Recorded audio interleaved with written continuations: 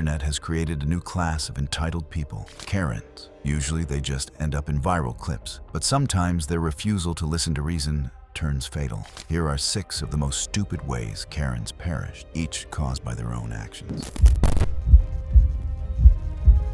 It was March 23, 2017, in a quiet neighborhood outside Marietta, Georgia. Inside one of the older single-story homes, small details, shut blinds, a dog barking intermittently, and a week of missed grocery runs hinted that a preventable crisis had already progressed too far to stop. Melanie Crick, 42, worked part-time as a holistic pet blogger and occasionally sold homemade supplements through small online forums. Her posts were eclectic, often mixing genuine rescue dog care with unverified claims she believed were safer alternatives to veterinary medicine. She lived alone with 4 mixed-breed rescues and carried a strong distrust of conventional vaccinations. Melanie had long-standing tensions with her neighbors. She kept to herself and openly resented their complaints, and they, in turn, found her eccentric and difficult to tolerate. But the practical side of caring for multiple rescue animals involved real risks. Rabies vaccination in Georgia was tightly regulated,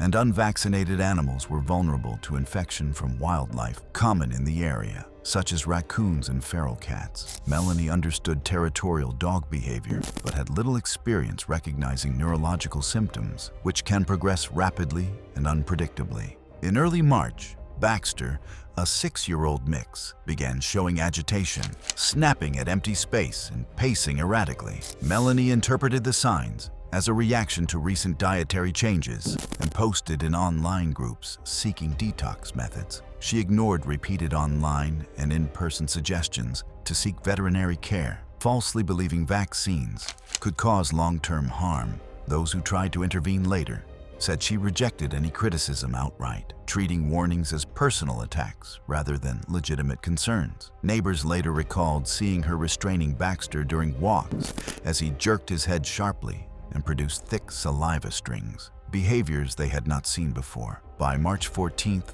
Baxter exhibited classic neurological distress, difficulty swallowing, stiff posture, and sudden, unprovoked lunges. That evening, while a storm approached, Melanie tried to comfort him in the hallway despite his rigid stance and throat spasms, evident from a social media post she made with a picture of them. Investigators later reconstructed the attack from blood patterns and injury locations. Neighbors across the street heard a sharp scream, followed by repeated impacts inside the house. Melanie had likely crouched to pet Baxter when he lunged. Bite marks on both arms indicated he clamped down with full force, and tearing injuries on her left forearm showed he shook his head violently while she attempted to pull away. Blood spatter along the hall walls formed curved streaks, consistent with her retreating backward as he struck again. Forensic analysis confirmed the trajectory and intensity of bites, consistent with a rabid canine in the terminal stage. Baxter died later that night in the living room,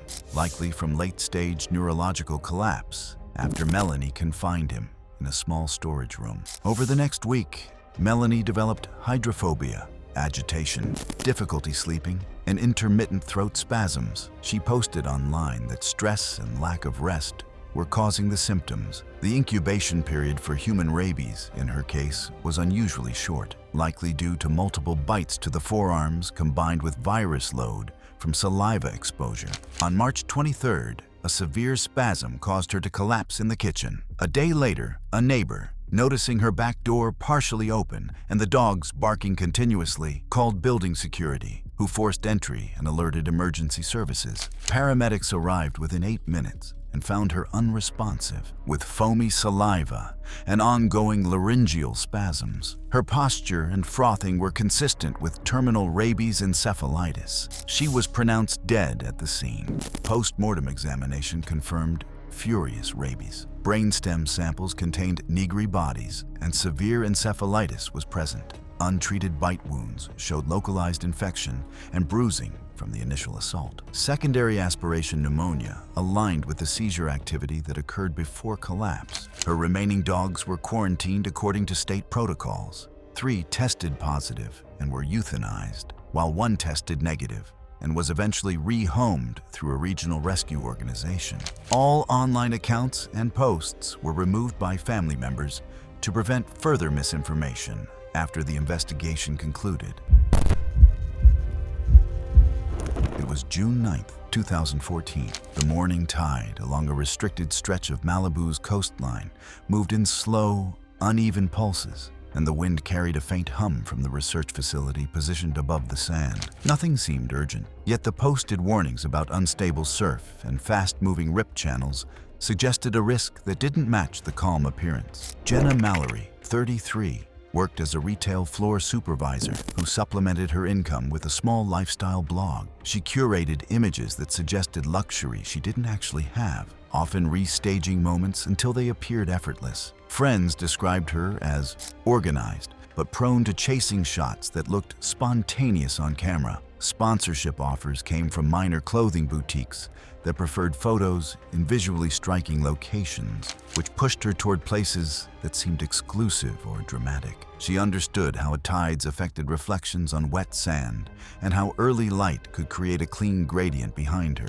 She carried only a compact tripod and remote shutter, avoiding heavier gear that might slow her down or draw attention. The private beach she targeted was appealing because the gate kept most people out, giving her a blank backdrop. She likely knew nothing about the research facility's water flow sensors farther down the coast or how rip channels formed in narrow gaps between sandbars. Her focus stayed on composition, not current strength. Her plan that morning was simple: slip past the locked gate, take a few timed shots near the shoreline, and leave before anyone noticed. She had a pattern of bypassing restricted areas for photos, convinced that brief trespassing was harmless if it helped her content. The beach was posted with red letter signs warning of steep drop-offs and hazardous currents, but whether she overlooked them or dismissed them is unclear. As she set her tripod in ankle-deep water, a security guard stepped onto the sand nearly 200 feet away and began walking toward her.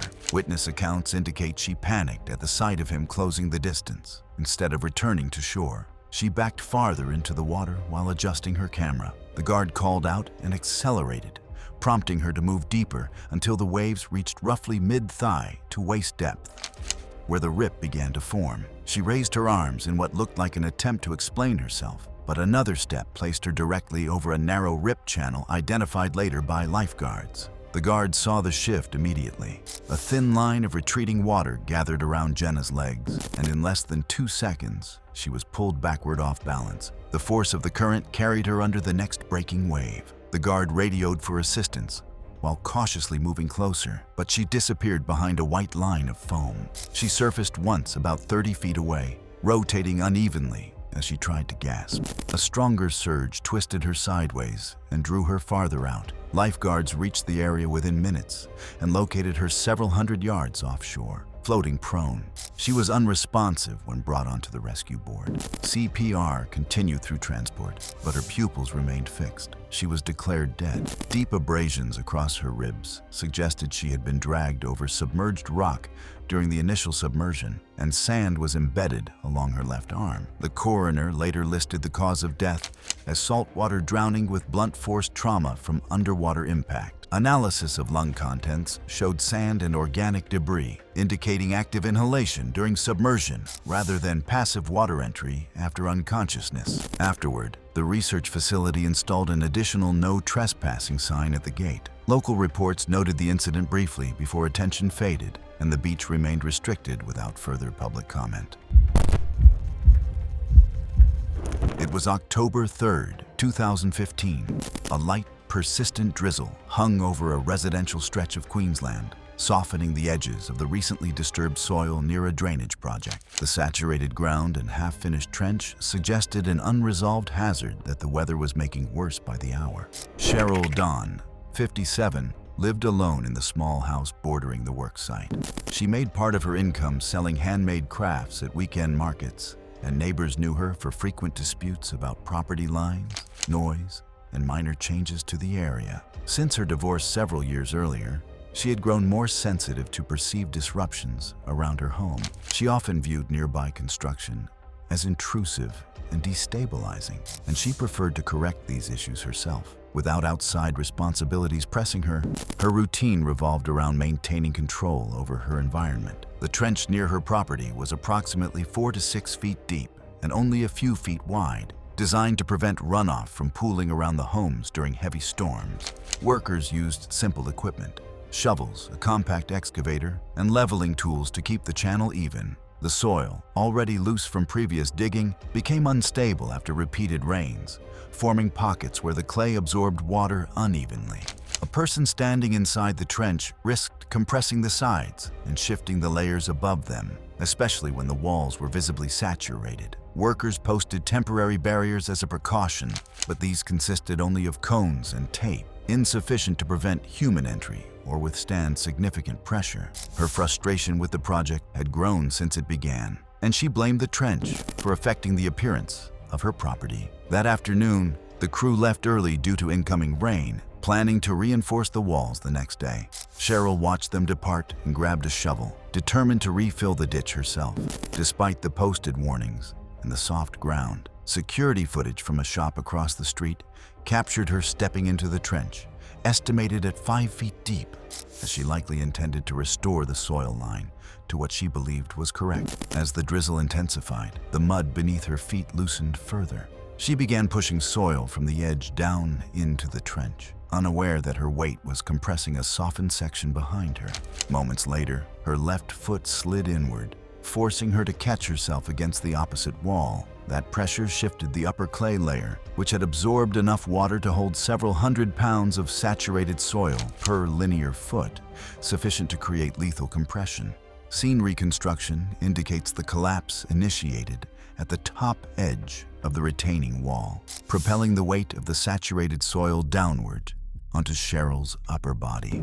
She was driven forward, her face contacting the soil while the mass compressed her chest. The right arm was folded beneath the torso at an abnormal angle, subsequently confirmed as dislocated. The continuing soil movement rapidly encased the lower body, effectively immobilizing her within seconds. Forensic analysis of the soil and respiratory tract confirmed inhalation of fine, wet clay particles during active struggle prior to complete airway compression. A worker returning to secure equipment hours later found her legs partially visible above the collapsed section and immediately called for help. Emergency services and firemen arrived within minutes.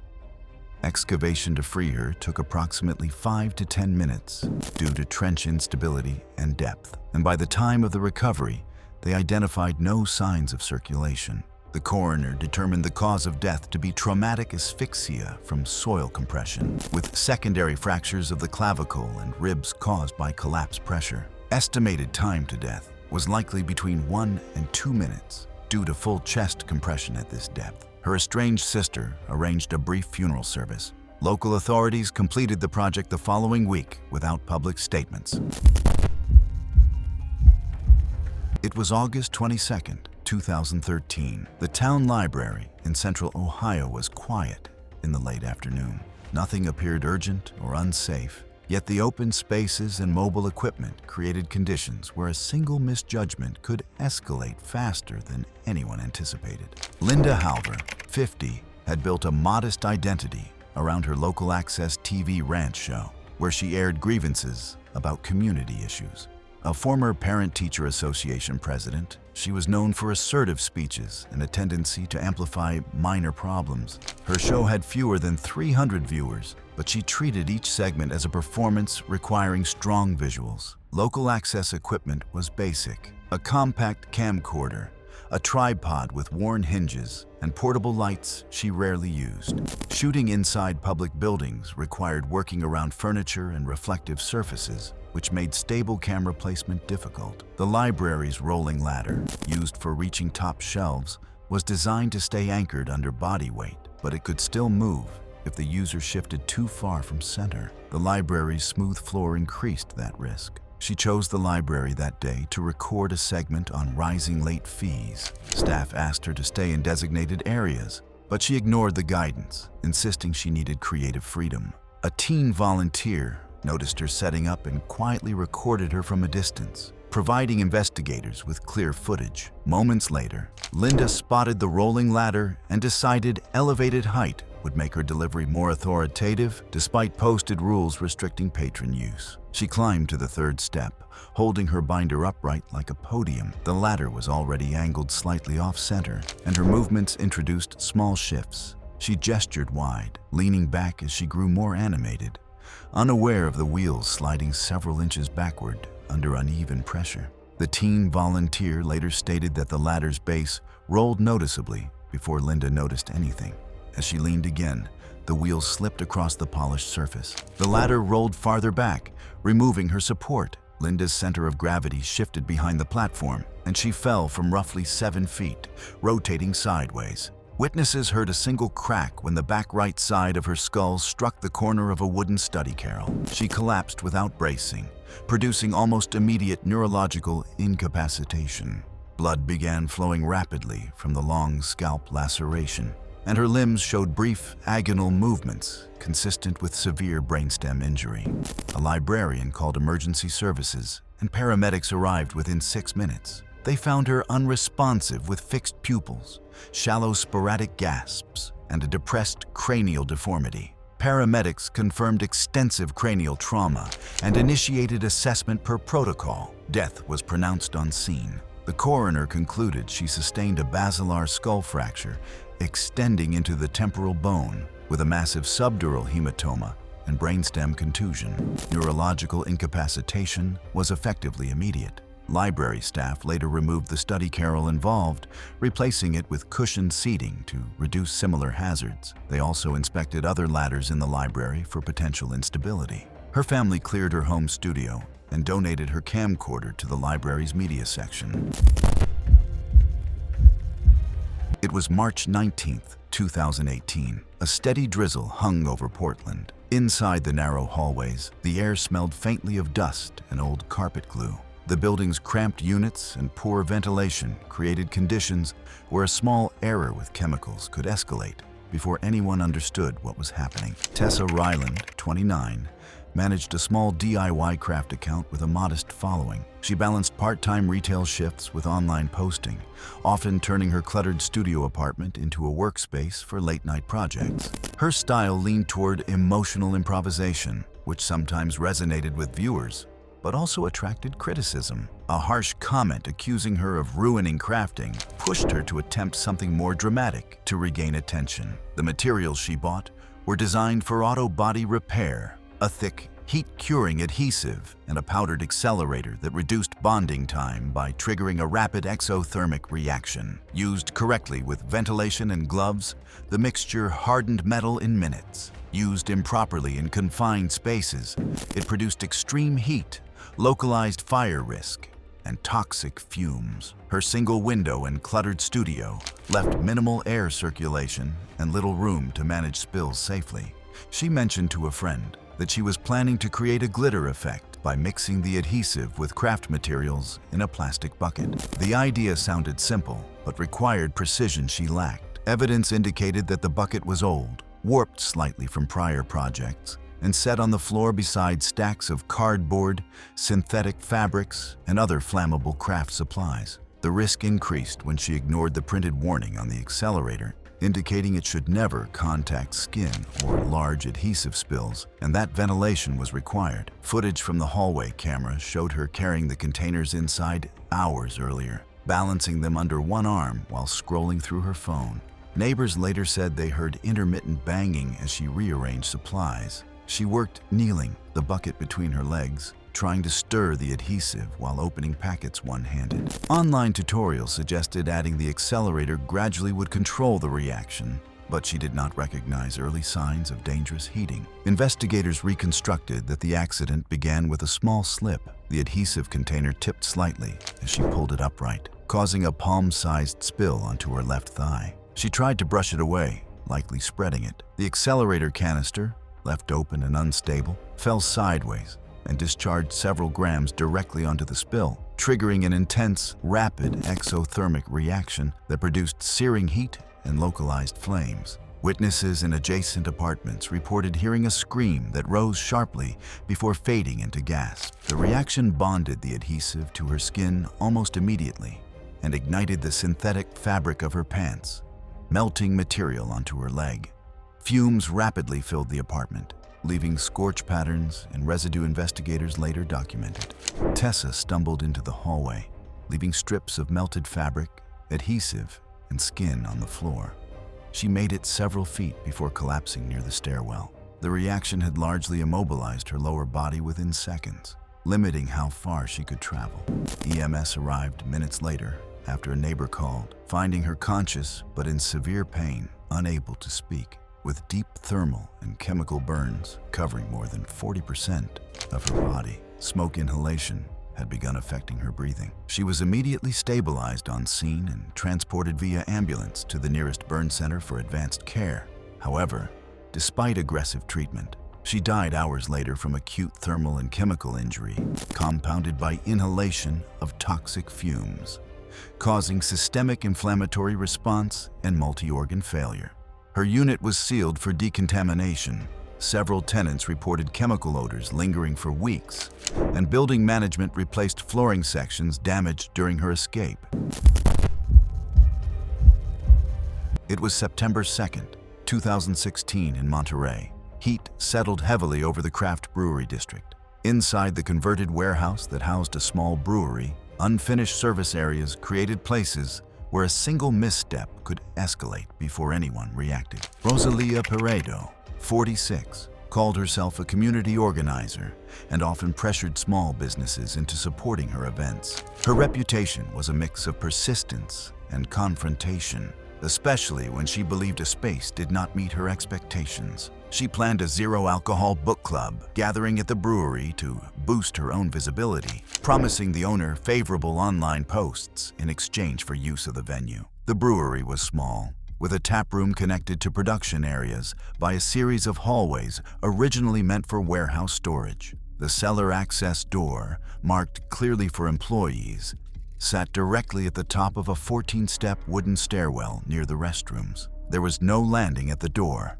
Stepping through it placed a person immediately over the stair drop. Behind it, a steep flight of wooden steps led down to the fermentation tanks and cleaning supplies. The stairs were functional but unforgiving, with a metal pipe running along the ceiling just partway down. Staff relied on internal training to navigate the area safely and kept the door closed to prevent visitors from entering by accident. When Rosalia arrived and saw patrons drinking regular beer, witnesses reported she became agitated, insisting the environment violated the purpose of her event. She announced she would speak with the owner directly. The owner was in the back adjusting inventory, and staff attempted to redirect her, but she ignored them and walked down the hallway. The employees only sign was large and centered, yet she pushed the door open without hesitation. A bartender saw her momentum carrying her forward and tried to reach her, but was several steps behind, too far to stop her in time. The incident unfolded in seconds. Security footage showed the doors swinging wide under the force of her push, pulling her momentum forward. Expecting level ground beyond the doorway, she stepped with confidence and immediately met empty space above the stairwell. Her right foot dropped first, pitching her body diagonally. She fell down the 14 wooden steps, tumbling rapidly. Witness accounts aligned with video evidence. A loud impact sounded halfway down as the front of her forehead struck the exposed metal pipe running along the ceiling, causing a deep laceration and forcing her head to rotate sharply. She continued rolling, striking multiple stair edges before hitting the concrete floor at the bottom. When bartenders reached her, she was on her side with her neck twisted at an abnormal angle. Blood from her forehead and nose pooled beneath her, and she made shallow, irregular gasps that slowed quickly. Staff called emergency services within seconds, and paramedics transported her to the hospital. During transport, she remained unresponsive, showing no purposeful movement and pupils fixed in mid-dilated state. She died shortly after arrival. The coroner documented an atlanto-occipital dislocation, skull base fractures, and massive intracranial hemorrhage. Bruising and abrasions along her limbs and torso corresponded precisely to the stair edges and pipe impact locations, confirming the sequence of collisions. The angle of head impact and rotation aligned with the physics of the stair fall. The brewery installed a locking mechanism on the cellar door and updated its visitor area boundaries. Staff also added a short barrier beyond the door to create a small landing, preventing direct step-offs in the future. The book club dissolved after her death. with members citing discomfort and uncertainty about continuing the group. Thanks for watching. If you like these stories, click here.